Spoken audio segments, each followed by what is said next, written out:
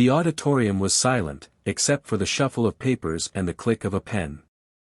It was audition day for Britain's Hidden Voices, and after a long string of average performances, the judges looked tired, the audience bored, and even the camera crew had begun checking their watches. Then walked in a thin boy, maybe 15, dressed in a second-hand jumper too big for his frame. His name, the host announced, was Elliot James, from Sheffield.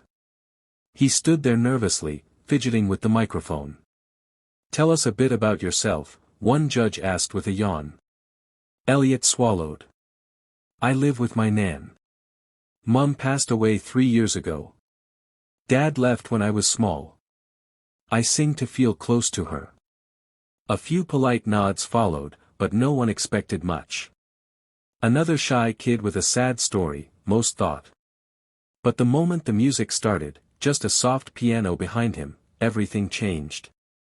Elliot's voice was not polished, not professionally trained, but it was pure. Honest. Raw. He sang, "Fix You," by Coldplay, and each word cracked open something in the room. His voice trembled not from nerves, but from emotion. It was like the song lived inside him, not something he rehearsed, but something he had survived. A gasp came from somewhere in the audience, followed by sniffles. One of the judges visibly stiffened, blinking rapidly. Behind the camera, Liam, a seasoned cameraman who'd filmed dozens of talent shows and always kept his distance emotionally, suddenly felt a lump in his throat. His hands, steady for 20 years, began to tremble. Liam's son, Matthew, would have been Elliot's age. He lost him to leukemia 5 years ago. And somehow, this boy's voice, filled with longing, loss, and unimaginable strength, hit a nerve Liam thought had long healed. The camera dipped slightly as Liam wiped away a tear. But he kept rolling. Back on stage, Elliot reached the final verse, his eyes shut tight, his hands gripping the mic stand like it was the only thing keeping him upright. And as the last note faded, the entire room was silent again, but this time, with reverence. Then came the sound of hands clapping, soft at first, then thunderous. People stood. Even the judges.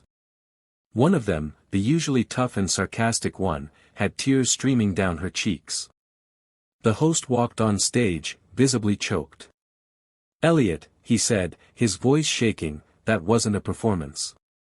That was a prayer." Backstage, Elliot's nan, Maureen, wept silently.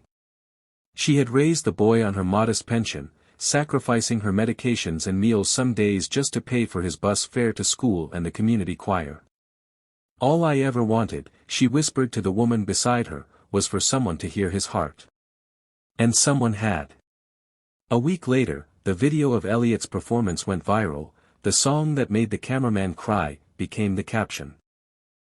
Millions watched. The comments poured in from around the world. "My son passed away too. I felt him in that voice. I've never cried watching an audition before. This boy doesn't just sing. He heals." But what happened next was even more unexpected. A renowned vocal coach from London offered Elliot a full scholarship to train. A major label contacted his nan, offering to record a charity single. A trust fund was set up by strangers to support his education. And Liam, the cameraman who had quietly followed Elliot's journey since that first tearful shot, reached out with a letter. It read, "Dear Elliot. I've held a camera for decades, but I've never seen or felt what I did the day you sang. You brought my son back to me. For 3 minutes, I remembered what it was to feel him near. Thank you. Please never stop singing. Liam." Elliot read the letter in silence, then folded it carefully and tucked it in his jacket pocket. "I won't," he whispered. 1 year later, Elliot stood on stage at the Royal Albert Hall, performing that same song. But this time, he wasn't alone. Behind him stood a full choir of children who, like him, had faced loss or hardship.